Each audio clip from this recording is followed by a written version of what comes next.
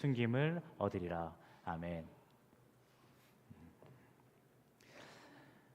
좀 보기 불편하시긴 하겠지만 잠깐 제가 네 장의 사진을 보여드리도록 하겠습니다. 보시면 대충 이런 상황이겠구나라고 좀 짐작이 되실 텐데요.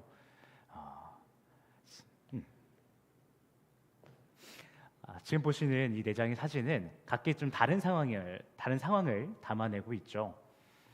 그래서 얼핏 보기에는 공통점이 전혀 없어 보이기도 합니다. 그런데 사실 한 가지 공통점이 네 장의 사진 가운데는 숨겨져 있어요. 과연 이 네 장의 사진에는 어떤 공통점이 있는 것일까요? 그것은 바로 네 장의 사진 속에는 모두 카타르시스의 순간을 담아내고 있다는 것입니다. 카타르시스라는 것은 여러 가지 의미로 좀 사용이 됩니다.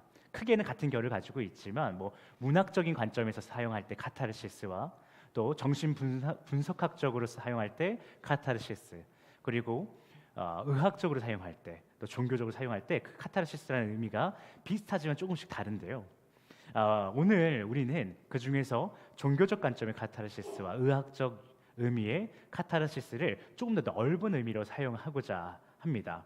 그렇다면 앞선 이 네 가지 사진을 한 장씩 보면서 어떤 의미의 넓은 카타르시스가 이 안에 담겨 있는지 한번 살펴보도록 하겠습니다. 첫 번째 사진은요, 여러분 보시면 아시겠나요? 어떤 상황인지? 축구를 좋아하시는 분들은 이 상황을 보면 이때 진짜 좋았지 이렇게 딱 떠오르실 거예요. 해당 사진은 맞아요. 지난 월드컵 때 대한민국의 조별 예선 탈락이 거의 확실시되는 상황에 그 위기의 순간에, 즉 대한민국의 축구가 실패를 마주하겠구나라고 생각하던 그 시점에 역습의 기회가 왔죠. 그래서 손흥민 선수가 공을 가지고 그 잘하는 그 치다를 하기 시작합니다. 엄청 치고 달려요. 그러다가 그 대단한 포르투갈의 수비수 다리 사이로, 가랑이 사이로 패스를 하고 그를 반대쪽에서 뛰어오던 황희찬 선수가 받아서 아주 침착하게 골을 넣는, 그 슈팅을 하는 그 순간입니다. 이때 제가 우리 이 교회에서 우리 청년들 몇 분이랑 또 전에 있던 요한 전사님의 처남이랑 같이 이 축구를 봤거든요. 요한 전도사님이랑은 저는 그래도 좀 관계가 있죠. 친하죠. 근데 요한 전도사님 처남이랑은 저는 관계가 없어요, 사실. 근데 이거 보는 날 서로 부둥켜 안고 뛰고 하이파이브하고 난리가 났었습니다. 근데 여러분도 마찬가지였을 거예요. 그때를 라이브로 보셨다면 흥분의 도가니였죠. 이전에 그 김영권 선수가 골 넣었을 때부터 이미 시작됐죠. 그 흥분은. 근데 이 골을 넣는 순간 우리가 무엇을 느꼈냐 하면, 다 서로 조금씩은 다르겠지만요, 우리 지겠다, 예선 탈락하겠다라고 했는데 말도 안 되게 손흥민 선수가 치고 나가는 순간부터 기대가 막 되더니 골 넣는 순간 우리 탈락이다, 실패했다 이번에도 라는 이런 생각이 사라지면서 배설되면서 완전히 자유, 기쁨을 누리게 되는 그 순간이었죠. 그래서 유명한 짤도 있죠. 저 황희찬 선수가 골 넣고 옷을 벗더니 이상한 그 속옷을 갖고 세리머니 하는 유명한 사진도 있는데, 어쨌든 우리 국민들에겐 굉장히 기분 좋은 순간이었죠. 또 두 번째 사진은요, 그 어느 대선 때보다 더 치열했던 지난 제20대 대통령 선거 상황이죠. 이건 정치적인 해석을 우리가 할 필요는 없으시고요. 그냥 이 상황을 보자라는 거예요. 지금 현재 대통령이 당선됐을 때 그 대선이잖아요. 불과 그 당선을 알리기 직전까지도 0.6%, 0.8%의 차이로 왔다 갔다 하면서 누가 될지 전혀 모르겠는 상황이 끝까지 연출됐었죠. 예전 대선들은 그래도 어느 정도 거의 끝에 집계가 거의 다 될 쯤 되면 당선 확실히 막 뜨면서 막 이미 좋아하고 세레머니를 막 하는 모습들을 볼 수 있었는데, 지난 대선에는 거의 정말 막바지까지 그걸 찾아보기 힘들었어요. 그래서 마지막엔 결국엔 0.8%라는 1%가 채 되지 않는 차이로 당선이 결정이 되었었죠. 이때로 우리가 생각해 본다면 우리는 그냥 투표자이기 때문에 좀 다른 입장이겠지만 그 후보자들과 그 후보자의 지지자들을 생각해 본다면 혹시라도 낙선되면 어떡할까? 패배하면 어떨까? 라고 하는 그런 엄청난 패배감, 그 긴장감 속에서 마음을 졸이면서 계속 이 개표를 보고 있었겠죠. 이로 인해서 말도 못할 스트레스가 이들에게는 있었을 것이에요. 이렇게 이번 개표 방송이 굉장히 재밌게 막 연출이 됐었는데 보는 우리나 재밌지 그 당시 당사자들과 지지자들은 전혀 재밌지 않았겠죠. 그리고 그렇게 그 스트레스가 극에 달하던 그 순간 달려오는 당선, 누군가 당선됐습니다. 윤석열 당신이 당선됐습니다. 라고 선포가 되는 순간에 윤석열 대통령과 그들의 지지자들은 그간에 갖고 있던 불안함과 두려움 그리고 그 스트레스를 모두 다 배설해버리고 와 우리가 성공했다, 우리가 이겼다라고 하면서 엄청난 카타르시스, 해방감을 누리게 되었을 것이라는 것이에요. 그리고 세 번째 사진이 합격 증명서입니다. 누구신지 저도 잘 모르겠어요. 근데 뭐 공무원 시험에 합격하신 것 같은데요. 여러 가지 우리도 살면서 시험들을 보죠. 뭐 그게 학교 다닐 때 중간고사, 기말고사일 수도 있고요, 수능일 수도 있고요. 그 다음에 자격증 시험일 수도 있겠죠. 뭐 논문 심사일 수도 있겠고요. 여러 가지 심사와 시험을 우리는 거치면서 살아왔는데 그때마다 우리 마음이 어떤가요? 아무리 공부 안 하는 사람이라 할지라도 제가 참 공부를 안 했었거든요. 중고등학교 때. 우리 부모님이 계셔서 아시겠지만 그래서 사람이 공부에 총량이 있는데 지금 뒤늦게 공부를 열심히 하고 있죠. 그런데 아무리 공부 안 하는 친구들이어도 어떤 당락이 결정되는 시험을 치게 되면 괜히 긴장이 돼요. 학생으로서 양심이 있기 때문에 조금 시험 보면 막 좀 긴장되죠. 떨리죠. 근데 그 떨림을 가지고 시험 공부를 하고 시험 당일에 돼서 시험을 치죠. 그 다음에 시험 치면 끝인가요? 성적이 나올 때까지, 합격, 불합격이 나올 때까지 얼마나 마음을 졸입니까? 내가 너무나도 이 시험 합격하고 싶은데 너무나도 마음 졸이면서 그 합격 통지서를 기다리고 있겠죠. 그러다 클릭 눌러서 합격했는지 불합격했는지를 살펴봤을 때 와, 합격이다라는 소식을 듣게 되면 이 시험에 대한 그 중압감과 압박감, 그 불안한 두려움들이 다 날아가면서 합격했으면 엄청난 자유함을 누리게 되겠죠. 제 친구 중에 한 친구가 정말 친한 제 사랑하는 친구인데 그 친구가 군대 갔다 와서 22살 초에 여자친구가 있었어요. 그래서 막 그때 뭐 참 결혼은 할 나이도 아니긴 한데 친구들끼리 괜히 그런 얘기 하죠. 너 결혼할 거야? 누나거든요. 누나랑 결혼할 거야? 이렇게 물어봤었어요. 그 친구가 얘기하더라고요. 나 공무원 시험 합격하면 결혼할 거야. 그래? 그럼 어쩌면 빨리 할 수도 있겠다 이렇게 생각을 했는데요. 그 친구가 10년이 걸렸어요. 공무원이 되는데. 근데 다행히도 10년 동안 그 여자친구가 사귀어서 결혼까지 했는데 그렇게 우리가 시험이 뭐 가볍게 보는 시험도 있지만 몇 년을 10년을 기다렸다가 결국에 합격하는 시험도 있잖아요. 그럼 그것이 합격되었을 때 그 해방감이 어떻겠냐라는 것이죠. 엄청나겠죠. 마지막 사진도 볼까요? 마지막으로 많은 분들이 살면서 가장 심리적으로 고통스럽고 가장 두렵고 가장 종교적 열심을 보이기도 하는 상황이라고 해요. 어떤 거냐면요, 소위 좀 이렇게 말씀을 전하는 시간에 급이 맞지 않겠지만 용서하고 좀 이해하고 들어주세요. 소위 급동이라고 표현하죠. 급하게 화장실 너무 가고 싶은 거예요. 너무 대변이 급한데 화장실이 없는 거예요. 그럴 때 집까지 뛰어가야 되는 것이죠. 내가 어떻게든 참아내야 되고 가서 일을 봐야 되는 상황이죠. 그냥 중간에 일을 저질러 버릴 수는 없잖아요. 그래서 막 화장실을 빨리 가고 싶어서 막 조금씩 뛰어볼까 하고 뛰어봅니다. 그런데 내 걸음만 빨라지는 것이 아니라 내 안에 있는 그 무언가도 빨라져요. 저는 빨리 나오려고 하죠. 그래서 천천히 가다 보면은 또 화장실이 너무 멀게만 느껴져요. 그 순간 많은 분들이 기도를 열심히 했다라고 해요. 살면서 언제 기도를 열심히 해보셨어요? 가장 간절하게 언제 기도해 보셨어요? 하면 제가 진짜 화장실에 가고 싶었는데 이런 식으로 얘기하는 분들이 적지 않다라는 거예요.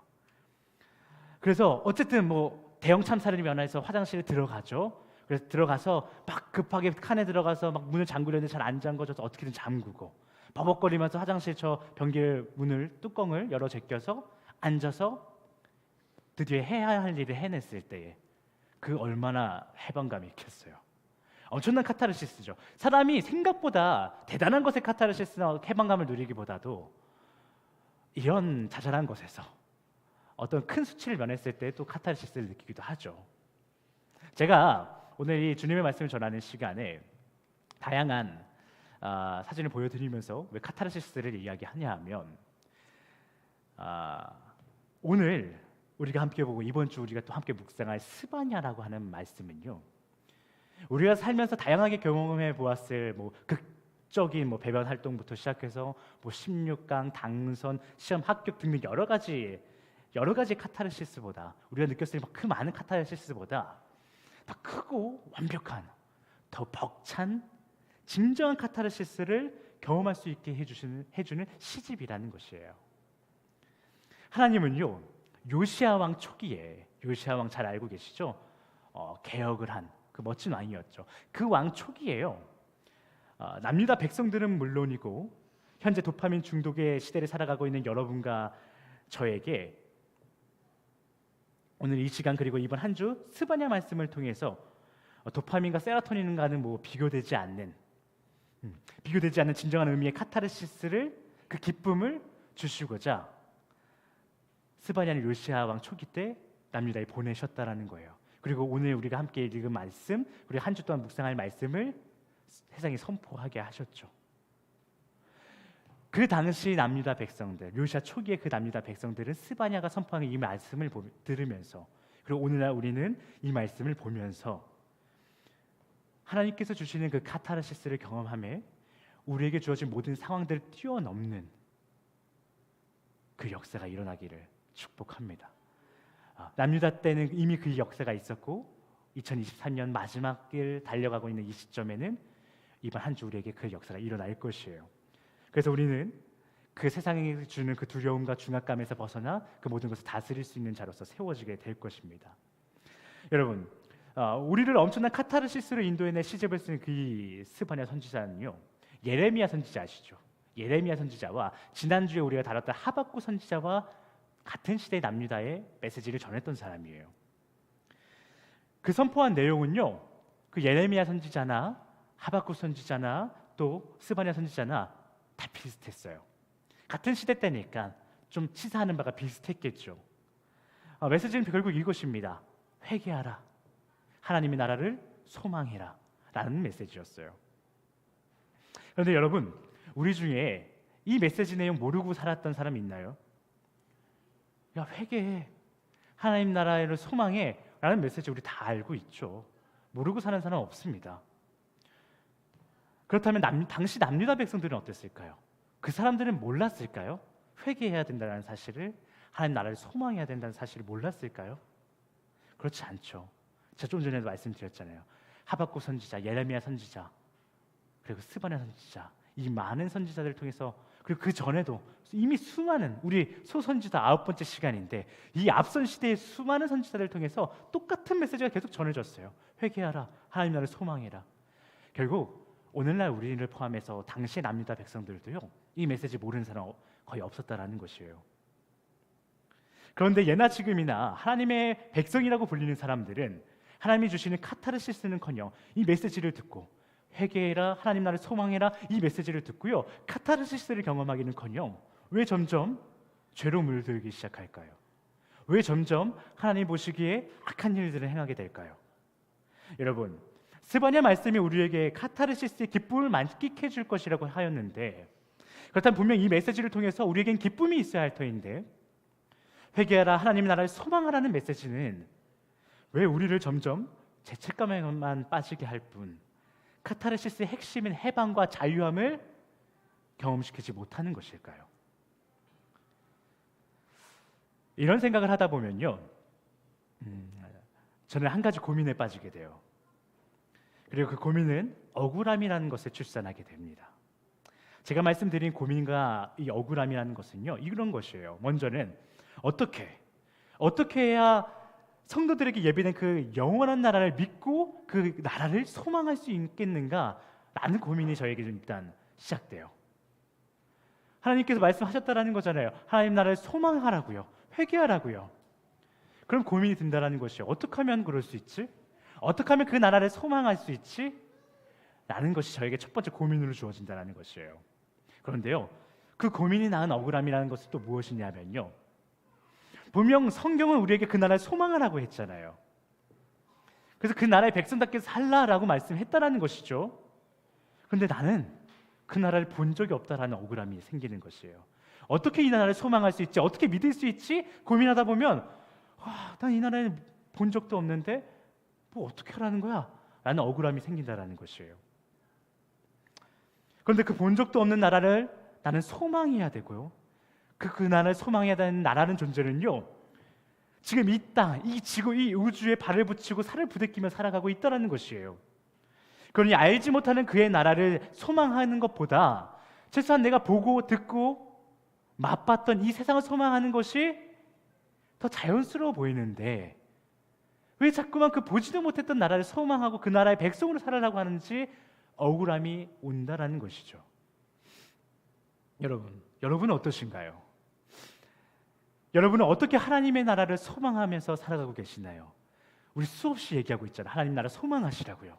소선지서 앞선 8번째 시간 동안 매번 똑같은 얘기했어요. 사실 우리 회개합시다. 하나님 나라를 소망합시다. 하나님 나라의 백성으로 삽시다. 그럼 여러분 어떻게 그렇게 살아가고 계시나요? 여러분께서 그 나라를 소망한다면 그 나라가 정말 있어서 여러분에게 예비되었음을 믿는다라는 것인데 어떻게 이를 믿고 이를 소망하면서 살아가고 계시나요? 우리가 이 현실적이고도 솔직한 신앙 질문에 누군가 시원시원하게 대답해주면 참 좋겠다라는 생각 들지 않으세요?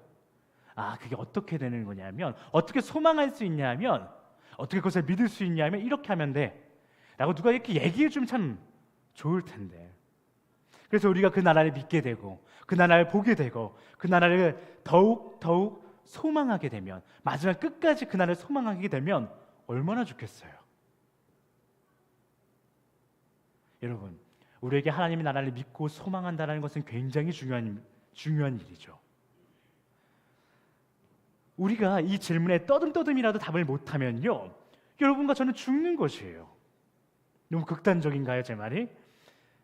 그런데 말씀이 그렇게 나와 있다는 것이에요. 그러니 우리는 고민해야 돼요. 우리의 삶의 고민거리가 아무리 많다라고 할지라도 그것을 다 치워서라도 우리 이 고민을 해야 된다는 것이에요. 어떻게 그 나라 믿을 수 있지? 어떻게 그 나라 소망할 수 있지? 이것을 고민해야 된다는 것이에요.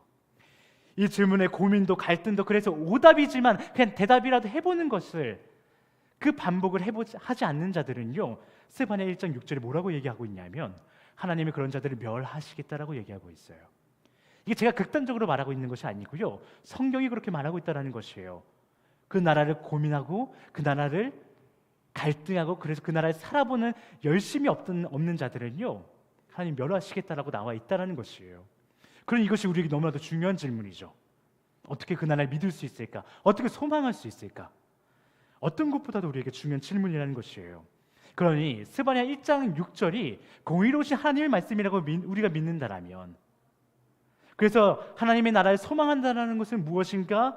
이에 대해서 끊임없이 고민한다라면, 그때 누군가가 와서 시원시원하게 대답해 준다면 얼마나 좋겠냐라는 것이죠. 너가 고민하고 있는 거 이거야. 이렇게 하면 믿을 수 있어. 그 답을 알려준다면 얼마나 속 시원하겠냐는 것이에요. 그런데 여러분, 하나님의 나라를 소망한다라는 그것이 무엇인가? 어떻게 하면 하나님의 나라에 대한 소망을 내가 품을 수 있겠는가? 이것에 대한 모든 답이요, 스바냐 말씀에 있다라면 어떠시겠어요? 우리에게 그렇게 중요한 질문, 우리가 꼭 답을 내려야만 하고 그 답을 취해야만 하는 그 문제를 스바냐가 해결해 줄 수 있다면 여러분 어떠시겠어요? 하나님은 여러분과 저를 너무나도 사랑하세요. 그래서 구원에 관련된, 여러분과 저의 구원에 관련된 모든 답을 말씀 가운데 이미 넣어두셨어요.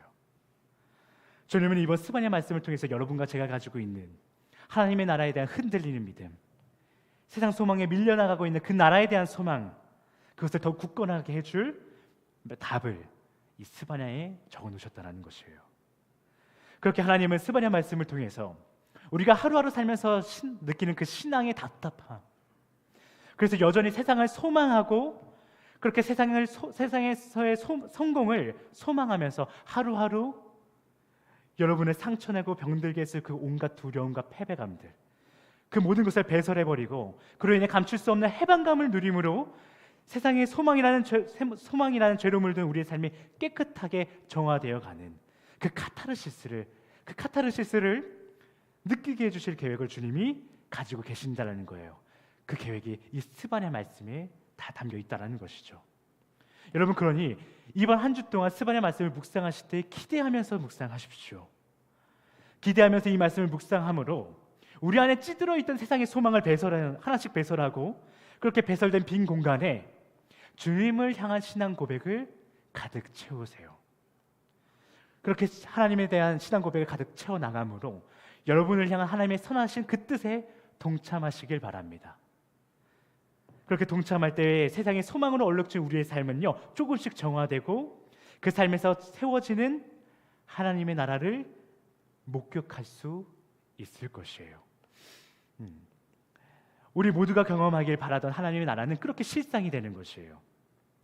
우리가 하나님께서 이 말씀 가운데 이렇게 하면 너가 갖고 있는 세상의 소망을 배설할 수 있어 라고 하신 그 말씀을 보고 그것에 순종하며 나아가며 그렇게 하나님을 향한 우리의 신앙을 고백할 때에 우리가 그토록 보고 싶었던, 그토록 소망하던 하나님 나라는 하나씩 조금씩 우리 삶 가운데 목격되어지기 시작할 것이라고요.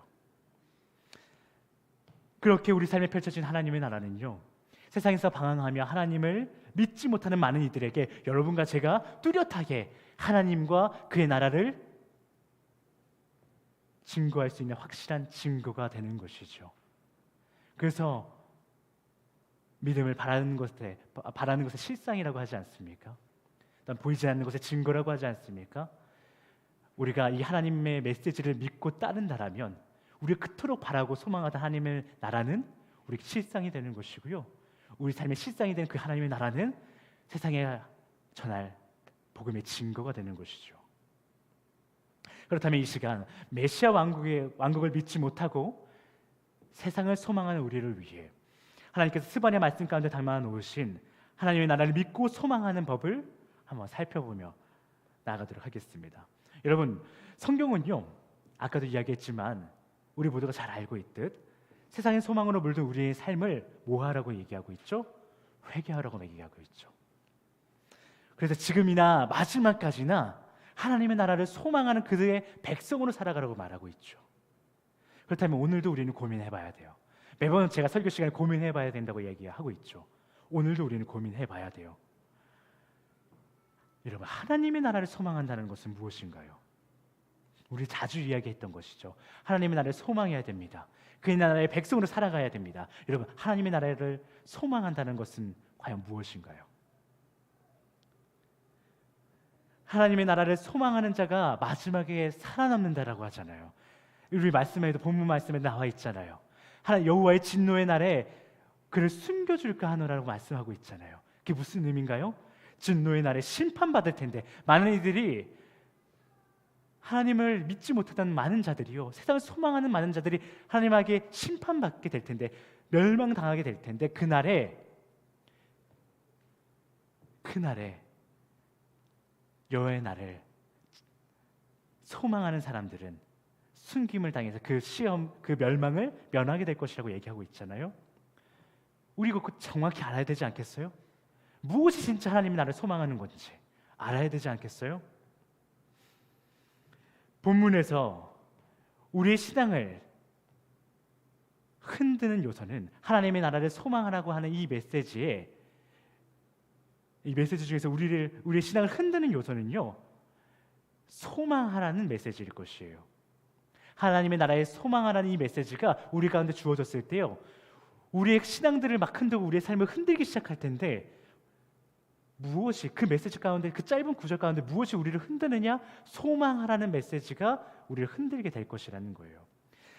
사실 하나님의 나라가요, 주님의 통치가 완전하게 이루어지는 곳, 그래서 주님께서 자신을 믿는 자들과 영원히 살고자 예비해 두신 것이라는 그 사실 외에는 우리가 그 하나님의 나라를 딱히 정확하게 규정할 수 있는 것이 별로 없을 것이에요.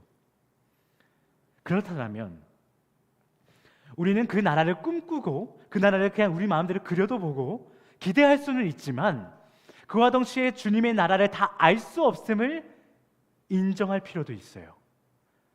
그래야 그 나라를 소망하는 하나님의 명령에 집중할 수 있게 되는 것이에요. 하나님의 나라가 도대체 뭘까? 그 나라는 금은 보화가 있을까? 이 나라에서, 이 땅에서 좀 착한 일 많이 하면 상금이 이만큼이 있을까? 그래서 전도 100명 하면 그 사람의 집은 이만하고, 전도 1명도 안 한 사람은 집이 요만할까? 등등의 우리 많은 추측들이 있죠. 그런데 그 추측들을 하느라고 그 나라를 소망하라는 그 명령을 지키지 못하는 때가 있다라는 것이에요. 그래서 우리는요, 그 나라를 꿈꾸긴 해야겠죠. 그려도 봐야겠지. 하나님 나라는 이런 나라일까? 소망도 그냥 막 머릿속으로 우리가 그려보면서 서로 이야기도 나눠봐야겠죠. 그것이 나쁘다라는 것은 아니에요. 그런데 그것에 너무 침몰된 나머지 정확한 하나님의 나라를 알고자 소망하지 못하면 무슨 의미겠어요? 우리가 즐거운 마음을 가지고 그 나라를 그려보되 하나님의 소망하라는 그 메시지에 집중할 필요가 있다는 것이죠. 그래야만이 우리가 그 순종하라는 메시지에 정말 그 소망하라는 메시지에 순종해야지만이 그렇게 순종하면서 살아가는 하루하루 가운데 성령님께서 우리에게 하나님의 나라는 이것이라고 우리가 알 수 없는 그 나라를 보여주는 것이죠. 그래서 우리는 이 시간 하나님의 나라를 소망하라고 하는 그 소망이라는 메시지에 집중하려고 합니다. 여러분, 스바냐 말씀에서 말하고 있는 하나님의 나라를 소망하라고 하는 그 소망은 과연 무엇일까요? 이는 그저 나 천국 가고 싶어, 죽지 않고 영원히 살고 싶어 라고 바라는 마음일까요? 여러분, 우리는 어떤 존재죠? 전인격적인 존재입니다. 영혼육이 하나가 되어진, 연합되어진 하나의 존재예요. 영적인 존재로만 끝날 수 없고요, 혼적인 존재로만 끝날 수 없고요, 육적인 존재로만 끝날 수 없어요. 전인격적인 존재라는 것이죠. 그렇다면 우리는 전인격적인 존재로서 신앙 고백 또한 전인격적으로 해야 된다는 사실을 기억하시길 바라요. 하나님의 나라를 소망하라는 주님의 메시지가 우리에게 주어졌어요. 그렇다면 그 메시지를 겸허한 마음으로, 낮은 자세로 내가 받아들일 말씀이라고 생각하며 아멘이라고 고백할 필요가 있죠. 그것이 바로 영적인 고백인 것이죠. 영적인 말씀을 내가 겸허하게 받아들이며 아멘이라고 화답하는 것이 우리의 영적 고백일 것이에요. 그렇다면 그 이후에, 아멘이라고 고백한 그 이후에 그의 나라는 어떤 곳일까? 그의 나라를 소망하는 것은 무엇일까라고 하는 치열함과 그 갈등으로 그 생각에 고백을 했다라면, 어떤 나라지? 난 세상의 소망을 더, 이런 세상의 가치가 더 좋은데 이것을 포기하라는 것인가? 도대체 하나님 나라는 어떤 나라인 거야? 어떻게 해야 하나님 나라를 소망하는 거야? 라고 하는 치열한 고민, 그 갈등이 우리의 생각의 고백이라는 것이에요. 혼의 존재로서 생각을 우리가 그렇게 치열하게 해나가는 것 자체가 하나님을 향한 혼의 고백이라는 것이죠. 그렇다면 여러분, 우리가 영의 고백을 했어요. 아멘입니다, 주님. 내가 그렇게 살아가야겠습니다.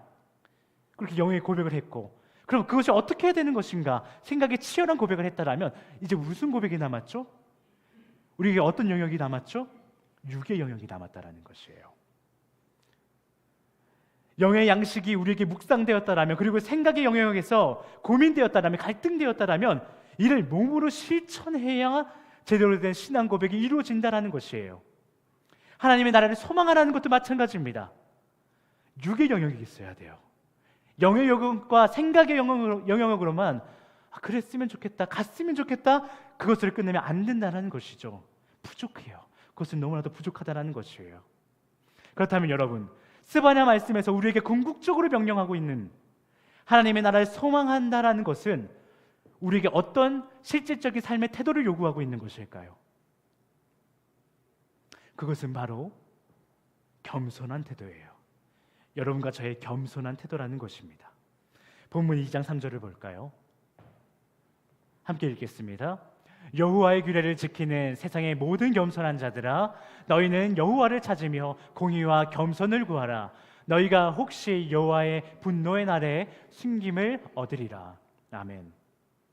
본 말씀은요, 세상의 모든 겸손한 자들아 라며 겸손한 자들을 부르고 있어요. 하지만 이는 정말 겸손한 자들이 많이 있어서 그 모든 자들을 부르시는 것이 아니라 불의하여진 악한 세상의 소망을 따르고 있는 나의 안타까운 백성들을 향해서 얘기하고 있는 것이에요. 너희가 여호와의 진노의 날에 숨김을 당하고 싶다면 겸손해져야 돼 라고 얘기하고 있다는 것이에요. 여러분, 우리는 겸손해야 됩니다. 그렇다면 또 고민해봐야겠죠. 이것도 좀 두루뭉실하잖아요. 여러분, 하나님의 나라를 소망한다는 것은 겸손입니다. 겸손하세요. 이게 뭘까, 겸손이? 누군가 여러분에게 와서 야, 대단한데? 멋있는데? 아니에요. 아닙니다. 이게 겸손인가요? 맨날 아닙니다, 아닙니다 이렇게 얘기하면 겸손하게 사는 걸까요? 고민해봐야 돼요. 겸손이 무엇인가? 그럼 하나님께서 말씀하시잖아요. 겸손한 자들아, 겸손이 과연 무엇인가? 그것은 바로 2장 3절에 다시 나와 있어요. 함께 보시면요, 너희는 여호와를 찾으라. 하나님께서 말씀하시는 겸손은요, 여호와를 찾는 것이에요. 그렇다면 우리는 또 고민해 봅시다.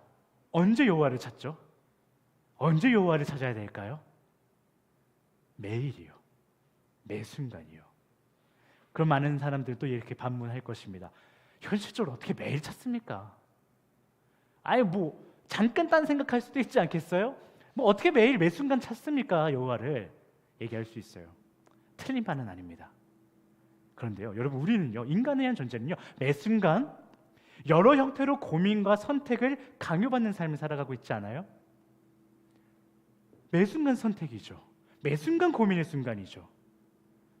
그 선택의 순간 나의 경험, 그로 인한 기준을 의지하며 결정하는 것이 아니라 내가 이것은 하나님께서 나에게 주신 기준이라고 생각하는 것이 있겠지만, 그럼에도 불구하고 어떤 선택의 고민의 순간이 우리에게 주어진다면 그 순간 우리가 찾자라는 거예요. 누구를요? 공의로우신 하나님을요.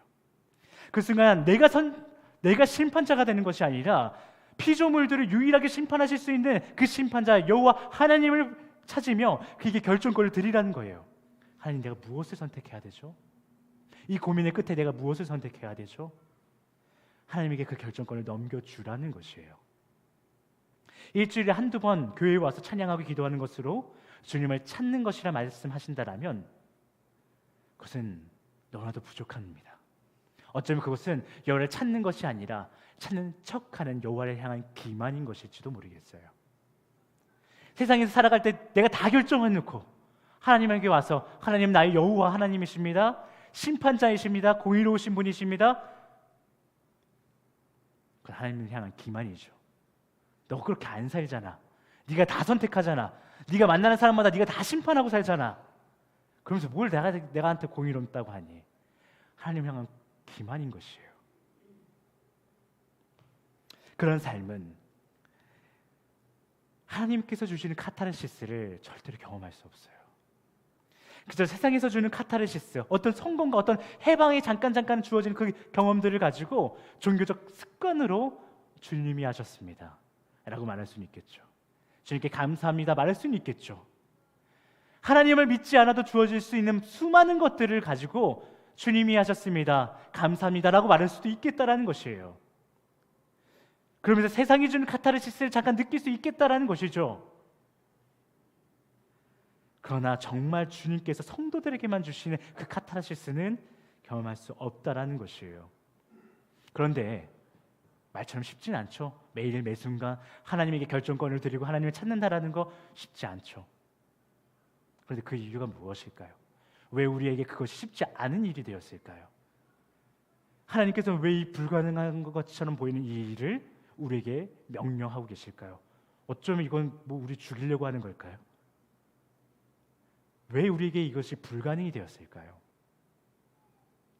우리가 삶에서 수많은 그 선택의 순간에서 주님을 찾는다는 것은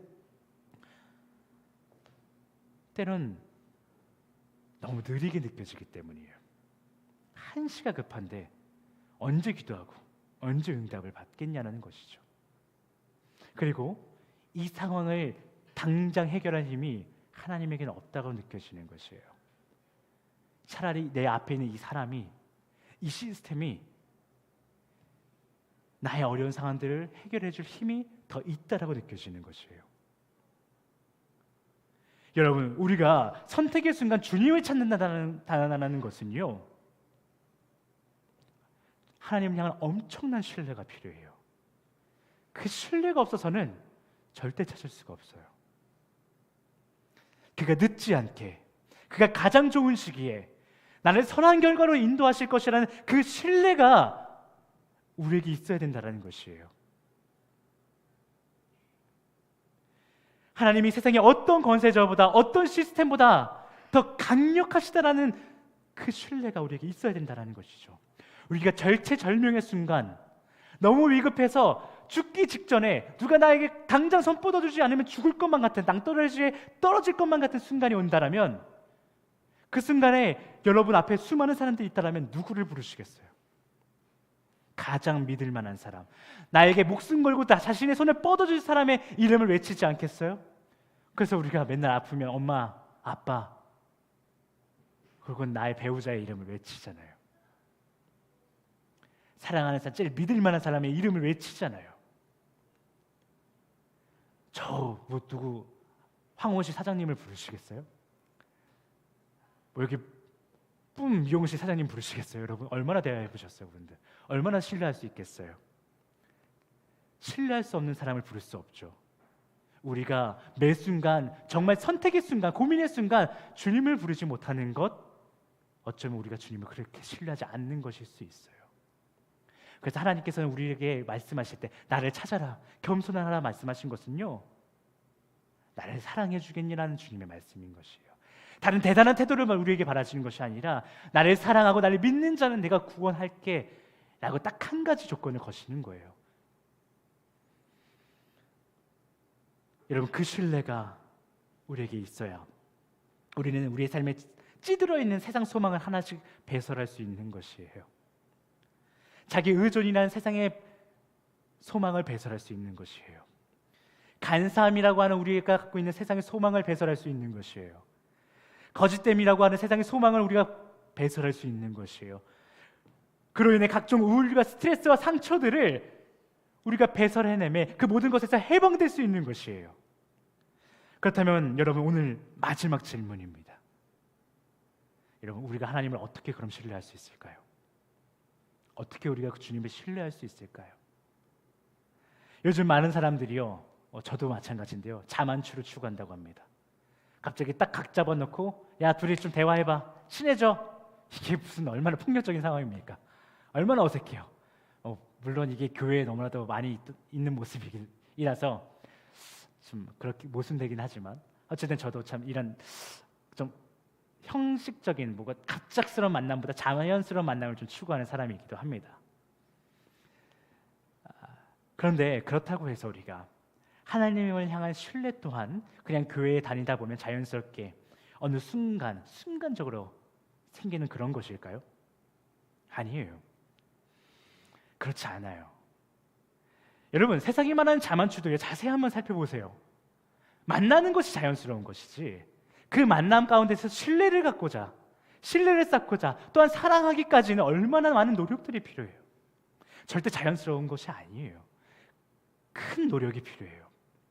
심지어 나를 낳아준 부모도 믿지 못한다라고 말하는 세상인데요, 나를 낳아준 부모도 믿지 못하고 내가 키운 내 자식도 믿지 못한다라는 세상을 살면서 어떻게 실제로 보지도 못하고 그의 실제 음성을 듣지도 못한 그 하나님을 우리가 어떻게 신뢰하겠어요? 우리 거짓말하지 말자라는 거예요. 그냥 하나님 믿는다는 거 다 뻥이에요. 혹은 아주 가끔씩 하나님께서 강권적으로 만나주시고 믿음을 주시는 그 하나님의 보편적이지 않고 특별한 어떤 역사를 정말 대중 모두가 그렇게 하나님을 믿어 나가고 하나님께 신뢰를 쌓아 나가는 것처럼, 그냥 보편적 하나님의 역사인 것처럼 착각하는 걸 수도 있을 텐데, 그 착각에서 우리는 빨리 벗어나야 됩니다. 하나님과의 신뢰 관계에 쌓는 것 자연스러운 거 아니에요. 그냥 교회 나와 있으면 되는 거 아니에요. 그럼 교회 그냥 10년만 있으면 다 천국 가게요? 아니라는 거예요. 만일 여러분 중에서 교회를 다니다 보면 그냥 언젠가 믿음 좋아지겠지, 하나님 믿어지겠지라고 생각하시는 분이 계시다면, 여러분, 그 영적 게으름입니다. 영적인 게으름이에요. 하나님이 가장 싫어하시는 것이죠. 그것에서 빨리 벗어나시기를 예수 그리스도의 이름으로 축복합니다. 그렇다면 하나님을 신뢰한다는 것은 어떻게 할까요? 여러분, 이거 실질적인 것이에요. 실질적인 우리의 노력이 필요해요. 여러분, 우리가 일반적인 인간관계도 한번 생각해 보시죠. 언제 신뢰가 형성되나요?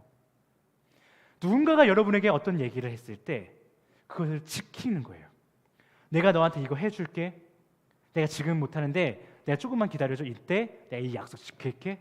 근데요, 나도 까먹었던 그 약속을요, 그 사람이 그 시기에 와서 내가 그때 해주기로 했던 거 있지, 이제 내가 너한테 줄 수 있을 것 같아 라고 약속을 지키는 거예요.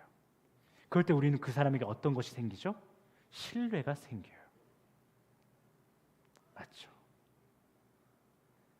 그냥 생기는 것이 아니고요, 누군가의 한 말을 지킬 때 그 관계는 신뢰가 쌓인다는 것이에요. 그렇게 신뢰가 쌓이기 시작하면요, 어느 순간엔 그 상대방이 말도 안 되는 소리를 해도 믿게 돼요. 지지해주게 돼요. 세상의 많은 관계에서도 그런 절대적인 지지를 받는 사람들이 간혹 기적적인 일들을 해내는 모습을 우리는 보기도 하잖아요. 여러분, 근데 우리는 왜 하나님과의 신뢰 관계에서는 그런 노력들을 하지 않을까요? 하나님과의 관계도 똑같아요. 하나님은요, 성경을 통해서 말씀하셨어요. 우리에게 약속하셨어요. 그리고 자신이 한 그 말씀을 지키실 것이에요. 그렇다면 우리는 그가 자신이 하신 말씀을 지켜내시는 그 현장에 가봐야 되지 않을까요? 우리가 그를 믿기로 마음 먹었다면, 기독교인들 아닌 사람들은 잘 모르겠어요. 근데 우린 기독교인이잖아요. 하나님을 믿겠다고 결단한 사람들이잖아요. 그렇다면 아직 그를 우리가 완전히 신뢰하지 못하더라도, 하나님을 100% 신뢰하지 못하더라도 일단 그가 자신이 하신 말씀을 지키시는 그 현장에 가봐야 하지 않겠어요? 여러분, 하나님에게 기회는 주셔야죠. 하나님께서 여러분에게 신뢰를 보일 수 있는 만한, 여러분에게 자신을 신뢰하게 할 수 있는 그 기회를 주셔야죠. 우리가 그렇게 낮은 곳으로, 손해보는 곳으로, 그 사랑의 현장으로, 그 미련한 곳으로 우리가 걸어가 봐야 하지 않겠어요? 세상은 그 길로 가면 실패라고 말할지라도 주님이 약속하신 바가, 주님이 내가 이 약속을 이루어줄게 라고 하신 그 약속이 이루어지는 그 현장이 그곳이라면, 세상이 보기에 실패라고 하는 그곳이라면 일단 우리가 성도로서 그곳에 가보긴 해야 하지 않겠어요? 다시 돌아오더라도요. 그래서 세상이 맞는지 하나님이 맞는지 확인을 해봐야 되지 않겠어요? 제가 여러분에게 얘기하는 거예요. 여러분, 저기 지금 일진학교도 가면 순금으로 된 두꺼비가 한 3마리가 있는데 선착순이래요. 가서 가져가 보세요 라고 얘기했다라는 거예요. 말도 안 되는 소리죠. 그런데 이게 말도 안 되는 소리인지 아닌지 가봐야 하지 않겠냐는 거예요. 가보지 않고 믿는 게 말이 돼요? 누가 순금, 두꺼비를 그냥 줘요? 말도 안 되죠. 근데 그게 말도 안 되는지 진짜인지 가보면 확실히 알 수 있겠죠. 근데 우리 여러분, 일단 우리 하나님 믿겠다고 결단한 사람들이잖아요. 그러면 언제 하나님에 대한 신뢰가 우리가 쌓일 수 있느냐? 그가 말씀하신 약속이 이루어진 현장에 가봐야 된다는 것이에요. 그 노력이 우리에겐 필요하다는 것이에요. 그 작은 노력만 우리에게 있다면 하나님은 엄청난 자신의 노력으로, 열심으로, 삼위 하나님이 그 열심으로 우리에게 그 약속을 이루어 주심으로 우리가 그를 믿지 않고는 배길 수 없는 그 일을 만들어 주신다라는 거예요. 그 선택의 순간마다, 그래서 우리가 그 현장으로 갈 것인가 아니면 세상의 성공으로 화려한 그 장소로 갈 것인가라고 하는 그 선택의 순간마다 세상의 모든 겸손한 자들처럼 여호와 하나님을 찾아 세상에 대한 심판을 오직 그냥 주께 맡기고 하나님께서 여러분에게 주신 그 십자가 사랑을 나누기를 선택하신다라면, 그렇게 주님을 더욱 신뢰할 수 있는 그 장소로 걸어가신다라면, 그때 비로소 주님은 우리에게 세상 소망을 배설할 담대함도 주시고, 그렇게 배설한 만큼 세상에서 자유함도 누리게 하심으로 엄청난 카타르시스를 만끽하게 해주실 거라는 것이에요. 그렇게 우리는 자신의 삶에서 하나님의 통치가 이루어짐을, 내가 이렇게 선택하니 하나님께서 이 약속을 지켜주셨네, 그럼 내가 또 하나님께서 약속하신 그 현장으로 가야지 라고 하면서 하나님과의 그 약속 관계 안에 머물며 하나님의 통치 가운데 살아가는 것을 내가 느끼면서 그렇게 하나님의 나라의 실상을 목격하게 되는 것이죠. 여러분, 아까 우리가 뭐라고 정리했죠? 하나님의 나라를, 그의 통치가 이루어지는 것, 그것이 바로 하나님의 나라입니다라고 얘기했죠. 우리가 하나님의 나라를 소망하지 못하는 것은요, 우리가 하나님의 통치 가운데 있지 못하는 삶을 살고 있기 때문일 수 있어요. 그래서 우리가 하나님을 신뢰하지 못해서, 그를 선택의 순간 찾지 못해서, 그렇게 하나님께 통치받지 못해서, 그렇게 하나님의 나라를 내가 삶 가운데 경험하지 못해서, 경험하지 못한, 보지도 못한, 듣지도 못한 그 나라를 어떻게 우리가 소망하냐며 불평하고 있는 것일지도 모르겠어요. 여러분, 우리 아주 작은 것부터 시작하기 원합니다. 아주 작은 선택의 순간에서부터 여호와를 찾는 훈련을 하고 그렇게 그를 신뢰하게 되는 경험을 쌓으며 아주 작은 한순간 24시간 중에 1분이라도 좋아요. 그 단 1분이라도 하나님의 통치 가운데 여러분이 거하는 경험을 하셔서 그 1분 동안 하나님께서 주시는 평안함으로 하나님의 나라는 이렇게 평안한 것이구나 경험하는 여러분과 제가 되었으면 좋겠습니다. 그래서 한 가지 여러분 좀 유치한 것일 수도 있지만 제가 여러분 우리 헬스에게 도전하고자 해요. 무엇을 도전하냐면요, 이번 한 주 우리가 수많은 선택의 순간에 놓여지겠죠. 그런데 어떤 선택의 순간에 놓여질지 모르겠지만 우리에게 동일하게 주어진 한 가지 상황이 있어요. 그것이 무엇이냐 하면 아침에 눈을 뜨죠. 다 똑같죠. 다 이런 상황 마주 하시잖아요. 눈을 뜰 거예요. 자다가. 그리고 제일 첫 번째 무언가를 손에 쥐는 순간이 올 것입니다. 그 순간 우리가 무엇을 손에 쥘 것인가 라고 하는 선택, 그 선택의 순간 우리가 핸드폰 가운데 들어있는 수많은 SNS와 세상 각종 정보를 손에 쥐기보단 하나님 말씀을 손에 쥐기를 여러분에게 도전합니다. 아주 작은 것이에요. 아주 어떻게 보면 누군가 보면 신앙이 깊으신 분들이 보면 유치한 행동이라고 볼 수도 있겠죠. 야, 그거 초등학교, 중학교 부서에서 하는 거 아니야? 라고 할 수도 있습니다. 그러나 여러분 우리가 또 무시하지 말아야 할 것은요, 무엇이냐면 하나님이요 우리의 뇌를 만들 때에 자신의 질서를 어떻게 만드셨냐면 너희가 무엇을 받느냐에 따라서 무엇을 행동할 것이냐를 결정하게 내가 뇌를 만들었어라고 말씀하세요. 우리 뇌는 그렇게 만들어져 있어요. 무엇을 내가 지금 받느냐에 따라서 행동이 달라진다는 것이에요. 그걸 잘 아시잖아요. 유니세프가 왜 그렇게 어려운 아이들의 사진을 걸어놓습니까? 그 실제로 그렇게 어려운 아이들 아닌데도 현실에서라도 그렇게 찍는다라고 하잖아요. 왜 그럴까요? 우리의 뇌는 어려운 사람들을 보면 돕고자 하는 기전이 있다라는 것이에요. 그게 하나님께서 우리 뇌에 만들어 놓은 질서예요. 여러분 우리가 그 하나님의 질서를 무시할 수 있습니까? 그럴 수 없어요. 그러니 우리가 하루를 시작할 때 세상의 소식과 가치관을 붙든다면 우리는 어떻게 되냐면요, 세상의 방식대로 살아갈 수밖에 없어요. 이것은 하나님께서 우리에게 만들어주신 질서고 하나님께서 만들어주신 능력이에요. 그렇다면 우리가 그 능력을 활용해야죠.